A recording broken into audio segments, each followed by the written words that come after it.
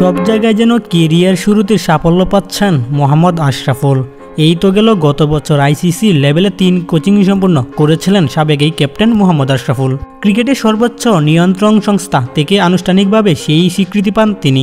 তাই এখন থেকে আইসিসি 3 লেভেলের কাজ করতে পারবেন বলে সেই সুযোগটা লুফে নেই গ্লোবাল টি20তে অংশগ্রহণ করা বাংলাদেশের প্রতিনিধি রংপুর রাইডার্সের মালিকপক্ষ।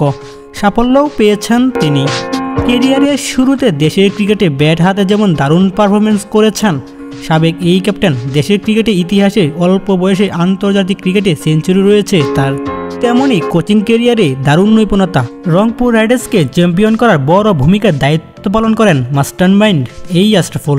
রংপুর রাইডার্স চ্যাম্পিয়ন হওয়ার পর আশরাফুলকে নিয়ে অফিসিয়ালি ফেসবুক পেজে লিখেন, প্রথম অ্যাসাইনমেন্টটি বাজিমাত করেছেন আপনি এবং Riders head coach Mickey Arthur ও তার ডেপুটি মোহাম্মদ আশরাফুলের প্রতি আমরা কৃতজ্ঞ।